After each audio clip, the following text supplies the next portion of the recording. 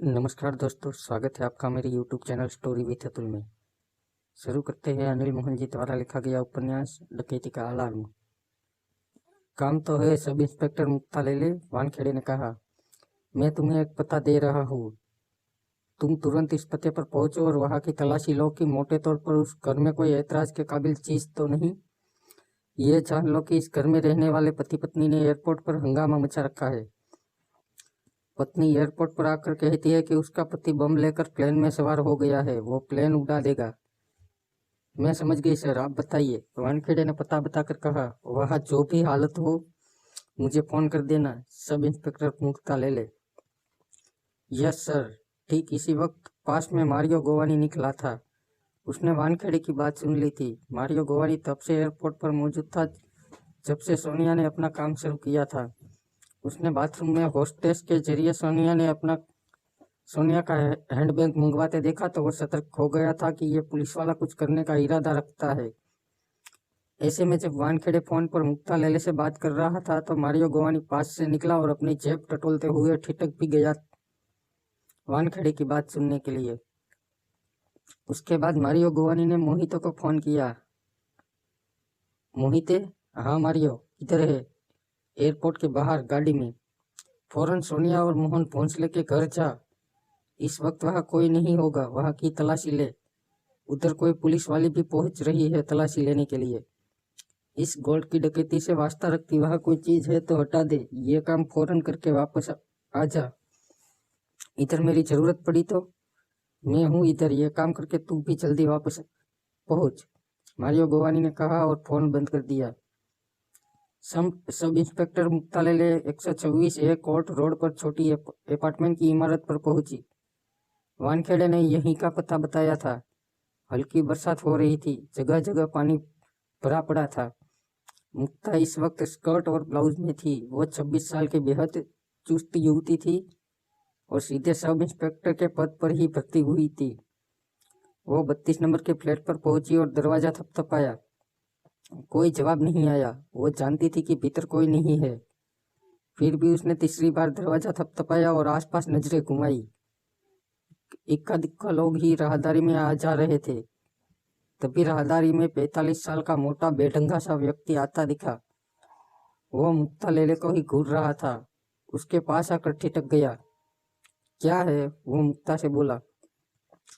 यहाँ मिस्टर मोहन भोंसले और सोनिया रहती है ना? हाँ, लेकिन इस वक्त वो दोनों ही घर पर नहीं है। मैंने दोपहर को उन्हें जाते देखा था। मोटा आदमी बोला। मुझे इनमें से किसी एक से मिलना है। कहाँ मिल सकते हैं वो? मुझे क्या पता, तुम मुझे उन दोनों के बारे में बता सकते हो? मैं क्या बता सकता हूँ? वो लोग कौन है, काम क्या करते? मैं तुम्हें इन बातों का जवाब क्यों दूं? मोटे ने सर हिलाकर कहा। मुक्ता लेले समझ गई कि वो किस स्टैंडर्ड का आदमी है। उसने फौरन स्कर्ट के पॉकेट से 100 के 2 नोट निकाले। मोटू की निगाह नोटों पर जम गई थी। लेले ने नोटों को मोटू के हाथ पर रखा। मोटू ने गौर से नोटों की तरफ देखा, जैसे कि यकीन कर रहा हो कि नोट उसके हाथ में आ चुके हैं। फिर उन्हें आराम से अपनी जेब में रख लिया। दोनों मियाँ बीवी है। मोहन मैकेनिक का काम करता है। सोनिया घर ही रहती है, कुछ नहीं करती। वो खूबसूरत है। मुझे कभी भी समझ में नहीं आया कि उसने मोहन में ऐसा क्या देखा जो उससे शादी कर ली। पछता तो जरूर रही होगी शादी करके। मुंह से बेशक न कहे। मुझे लगता है कि इन दिनों उनके साथ कोई और भी रह रहा है। और कौन? मैंने उसे 1-2 बार देखा है। लंबा चौड़ा व्यक्ति है और कम ही बाहर निकलता है। उसका हुलिया बताओ। मोटे ने प्रताप भोंसले का हुलिया बताया। यह आदमी अब कहाँ है? मुक्ता लेले ने पूछा। मुझे क्या पता, वो फिर मुंह बनाकर कह उठा। तुम कौन हो? मैं इस इमारत का केयर टेकर हूँ, यहाँ की देखभाल मैं ही करता हूँ। मोटू बोला। तो तुम केयर टेकर हो? सुनो, मैं मोहन भोंसले का फ्लैट भीतर से देखना चाहती हूँ। तुम केयर टेकर हो तो तुम्हारे पास फ्लैट की चाबी होगी। तुम्हें मेरा ये काम हर हाल में करना। हरगिज नहीं। मोटू उछल पड़ा। मैं पुलिस वाली हूँ। पुलिस वाली? मोटू ने मुक्ता को सर से पांव तक देखा। तुम पुलिस वाली नहीं हो सकती। मुक्ता लेले ने स्कर्ट की जेब से आईडी कार्ड निकाला और खोलकर मोटू के सामने कर दिया। मोटू ने कार्ड लिया, तसल्ली से देखा और फिर उसे वापस लौटाता कह उठा, तुम तो सच में पुलिस वाले हो। ये पुलिस का मामला है। मैं चाहूँ तो तलाशी के वारंट ला सकती हूँ, परंतु मेरा समय नष्ट हो जाएगा। ये जल्दी का काम है। तुम ये दरवाजा खोलो, मुझे भीतर जाना है। मेरी बात नहीं मानी तो बाद में पुलिस तुम्हारा बुरा हाल कर देगी। मैं तुम्हें हर रोज थाने बुलाकर घंटों बिठाए रखूंगी। तुम परेशान हो जाओगे। तुम पुलिस वाली हो इसलिए मैं दरवाजा खोल रहा हूँ। धन्यवाद। 500 रुपये दो। 500? लेले ने मोटू को देखा। इतना तो मेरा हक बनता है। मोटू पहली बार लेले को देखकर मुस्कुराया। मुक्ता लेले ने बात खत्म करते हुए उसे 500 रुपये दिए। मोटू ने नोटों को जेब में डाला और मास्टर की निकाल कर फ्लैट का दरवाजा खोलकर कहा, जाते वक्त दरवाजा बंद कर देना। जब मैं इधर आऊंगा तो दरवाजा लॉक कर दूंगा। कहकर वो चला गया। मुक्ता लेले ने फ्लैट के भीतर प्रवेश किया और बारीकी से वहां की तलाशी लेनी शुरू कर दी।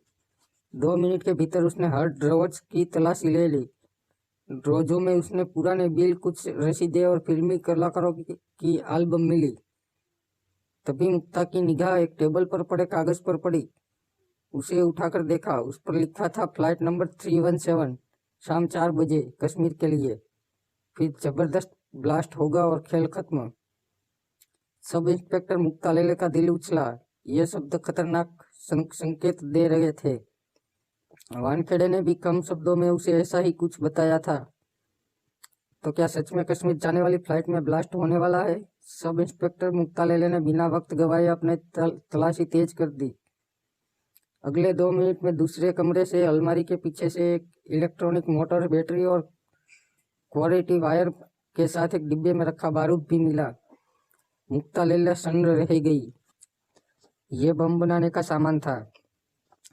कोई बम बना रहा था यहाँ। और इंस्पेक्टर वानखेड़े ने भी यही कहा था कि वो सोनिया भोंसले एयरपोर्ट पर पहुंचकर कह रही है कि उसका पति मोहन भोंसले बम के साथ प्लेन में सवार हो गया है। अभी मिले कागज पर फ्लाइट नंबर लिखा है और उसके आगे ब्लास्ट लिखा है। तो क्या वो सच में विमान में ब्लास्ट करेगा? सोनिया भोंसले जो कह रही है सही कह रही है। वानखेड़े को इन बातों की जानकारी फौरन देनी होगी। कमरे में रखे फोन की तरफ बढ़ी कि अगले ही पल मुक्ता लेले थम से ठिठक गई। चेहरे पर हैरानी सी आ ठहरी। दरवाजे पर मोहिते खड़ा था। उसके हाथ में पिस्टल थी। 2 पल के लिए वक्त ठहर गया।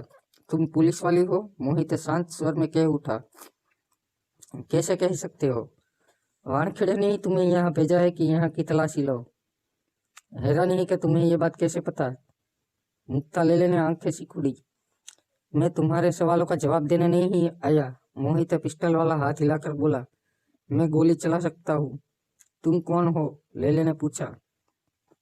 जुबान बंद रखो और एक तरफ खड़ी हो जाओ। अगर तुमने कुछ किया तो मैं तुम्हें शूट कर दूंगा। मोहित की आवाज में सर्द भाव थे। मुक्ता लेले की निगाह मोहित के हाथ में दबी पिस्टल के ट्रिगर पर टिक चुकी थी। मोहित वहां की तलाशी लेने लगा। पिस्टल उसके हाथ में थी। वो लेले के प्रति सतर्क था।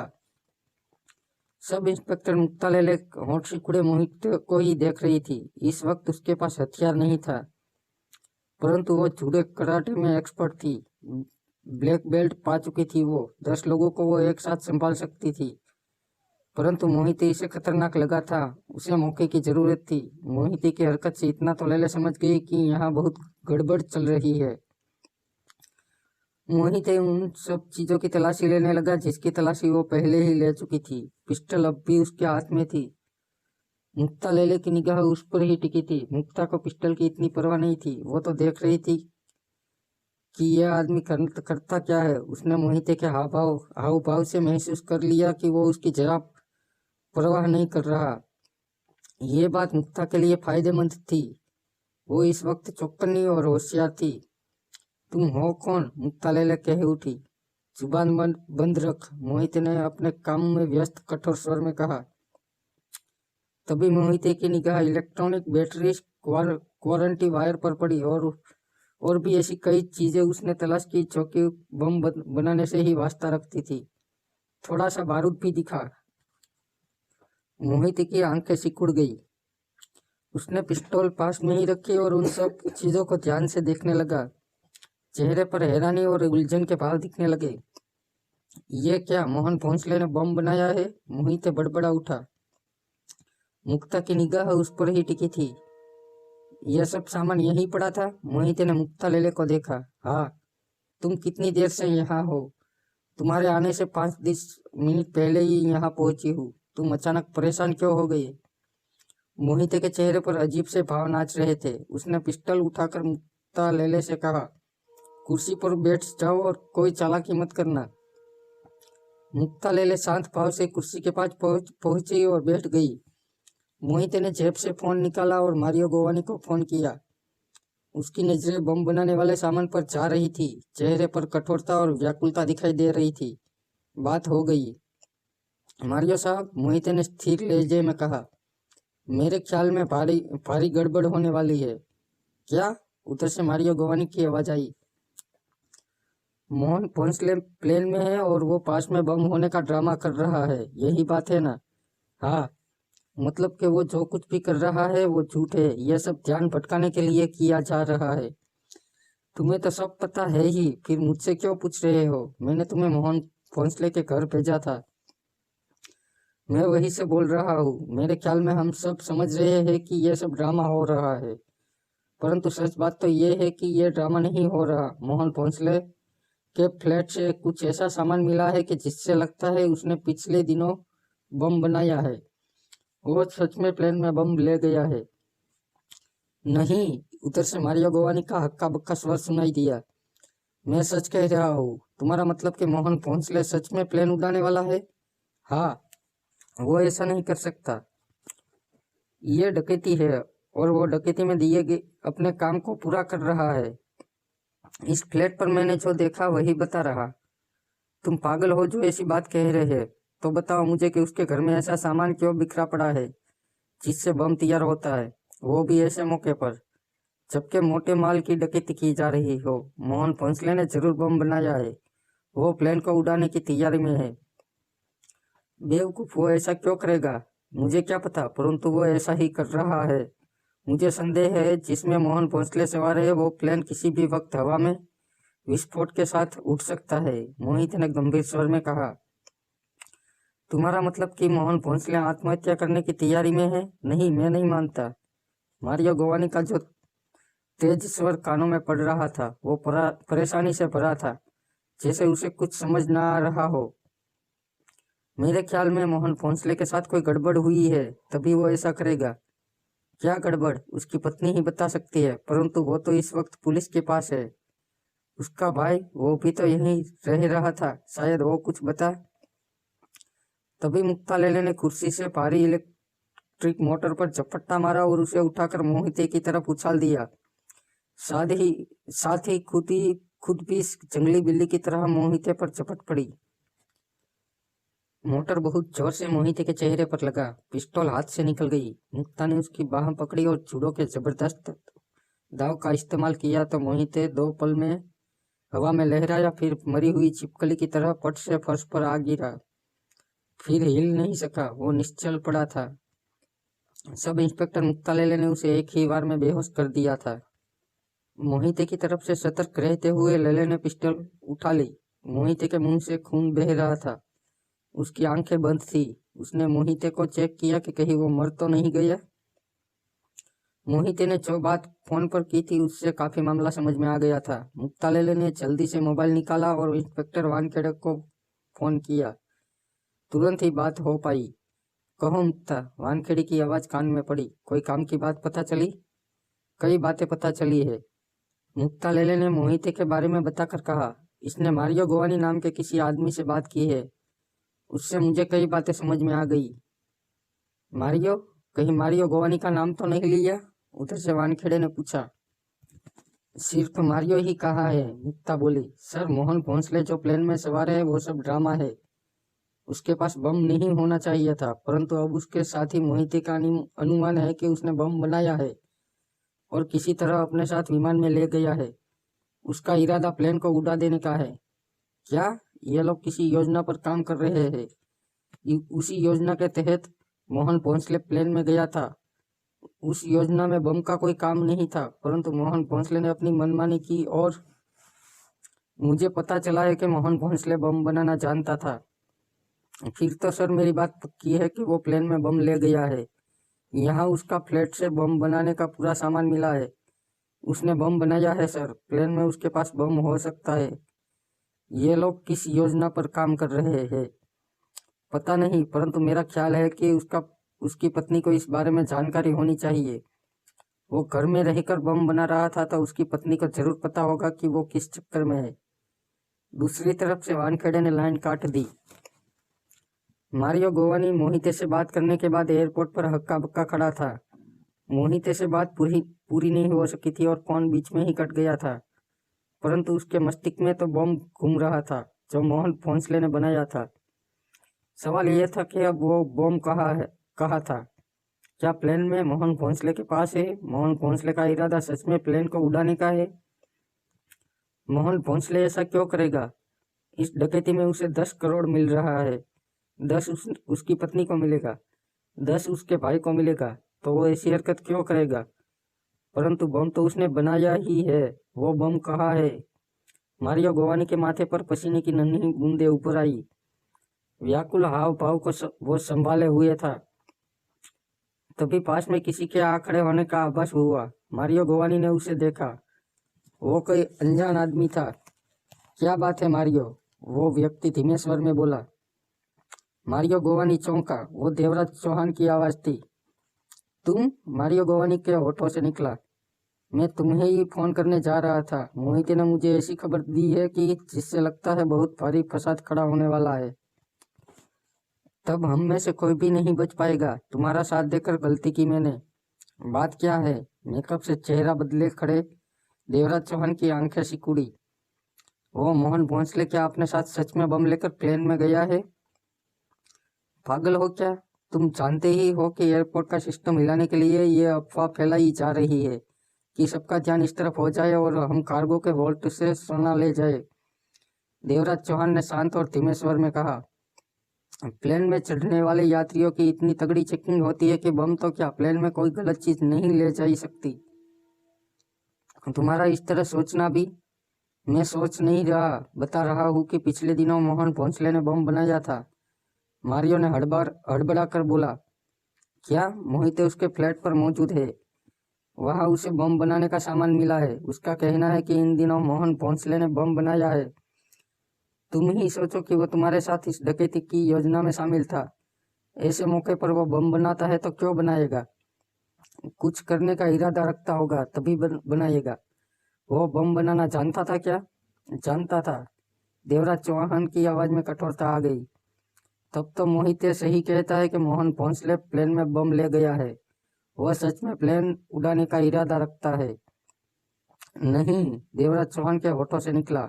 यह नहीं हो सकता। कैसे नहीं हो सकता? यही हो रहा है। वो प्लेन को उड़ा देगा। उसमें यात्री भरे पड़े हैं। हम सब भी फंसेंगे। पुलिस जान लेगी कि असल मामला क्या है। ये तो बहुत ही बुरा होगा। मोहन भोंसले ऐसा कदम क्यों उठाएगा? देवराज चौहान के होठ पिंच गए। यह तो वो जाने, उसकी पत्नी जाने या उसका भाई प्रताप जाने, क्योंकि वो घर में रहकर बम बना रहा था तो उसको भी ये जानकारी होगी। यह तो बहुत बुरा होने वाला है। कुछ नहीं होगा। देवराज चौहान कुछ परेशान दिखा। मोहन भोंसले ऐसा कुछ नहीं करेगा। तो उसने बम क्यों बनाया? अब वो बम कहाँ है? मारियो गोवानी देवराज चौहान को देखने लगा। देवराज चौहान ने वहां से कुछ दूर बैठी सोनिया भोंसले को देखा। उसके पास वानखेड़े या अन्य लोग खड़े थे। वानखेड़े इस वक्त मोबाइल से बातें करता नजर आ रहा था। उसकी पत्नी जानती है कि मोहन भोंसले क्या करने वाला है? मारियो गोवानी ने चिंता भरी निगाह सोनिया पर मारी। इस वक्त तो हम उससे इस बारे में बात नहीं कर सकते।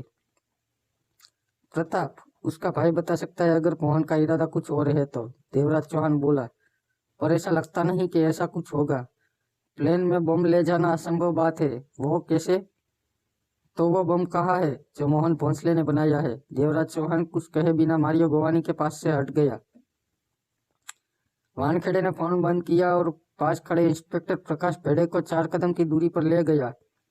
वानखेड़े के चेहरे पर चिंता दिख रही थी। भेड़े उसके चेहरे पर निगाह मारकर बोला। क्या बात है? भारी गड़बड़ होने वाली है, वानखेड़े गंभीर स्वर में बोला। मुझे पहले महसूस हुआ कि प्लेन में सवार मोहन भोंसले बम होने का सिर्फ ड्रामा कर रहा है। ऐसा करना उसके किसी योजना का हिस्सा है, लेकिन अब पता चलता है कि वो सच में प्लेन के भीतर बम ले जाने में कामयाब हो गया है। वो बम बना रहा था कुछ दिन पहले। ये पक्की खबर है? अभी तक की तो पक्की खबर है। मतलब कि प्लेन में बम फटेगा? पता नहीं। वानखेड़े की निगाह सोनिया भोंसले पर जा टिकी। मोहन भोंसले घर में रहकर बम बना रहा होगा तो उसकी पत्नी को भी पता होगा कि वो किस फेर में है, परंतु इस वक्त सोनिया से हमें दूसरा काम लेना है। कि कौन सा काम? उसकी मोहन भोंसले से बात कराई जाएगी ताकि वो मोहन भोंसले को विस्फोट करने से रोक सके, उसे समझा सके। हमें इस औरत से पूछताछ, वक्त बर्बाद मत करो, पूछताछ बाद में भी हो जाएगी। इस वक्त हमें प्लेन को बचाने की कोशिश करनी है।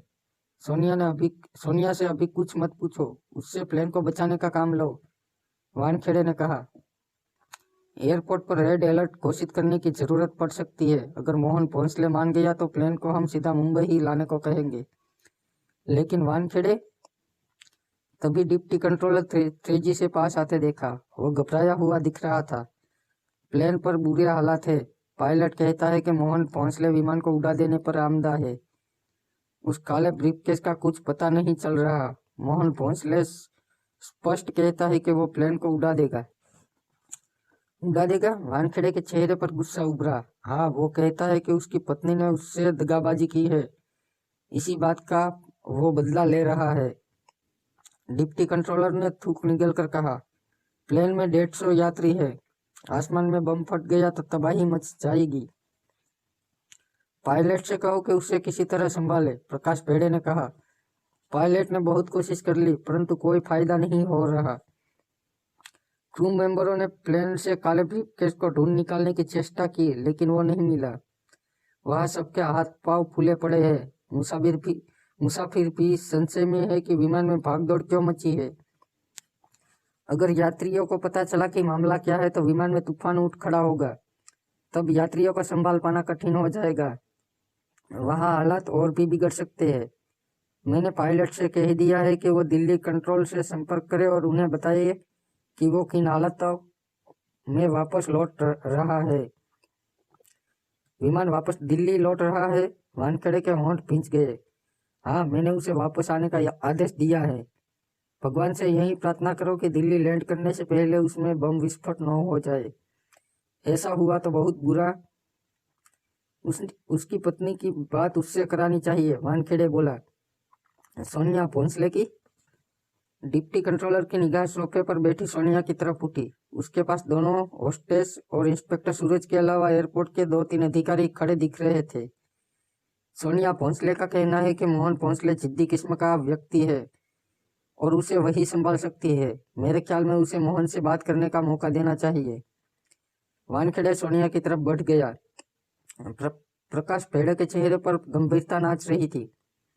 पास पहुंचकर वानखेड़े ने सोनिया से कहा, तुम्हारा पति प्लेन को बम से उड़ा देना चाहता है। वो जिद्दी है, जो सोच लेता है वो करके ही। सोनिया ने दुखी स्वर में कहना चाहा। तुमने कहा था कि तुम उसे समझाकर रास्ते में ला सकती हो, वानखेड़े ने गंभीर स्वर में कहा। शायद वो मेरी बात मान जाए। मेरी उससे बात करा दो, सोनिया ने जल्दी से वानखेड़े से कहा। चलो, हम तुम्हारी बात उससे कराने जा रहे हैं। तुमने मोहन को हर हाल में समझाना है कि वो अपना इरादा छोड़ दे, बेगुनाह लोगों की जान मत ले। जैसे भी हो उसे बम विस्फोट से रोकना है। पायलट की आवाज विमान में गूंज रही थी। यात्रियों को बताया जा रहा था कि श्रीनगर में मौसम खराब होने की वजह से वहां लैंडिंग नहीं हो पाएगी, इसलिए प्लेन को वापस दिल्ली ले जाया जा रहा है। यात्रियों के चेहरे पर नाराजगी उभरी। कईयों ने ऐतराज उठाया, परंतु प्लेन ने तो वापस जाना ही था।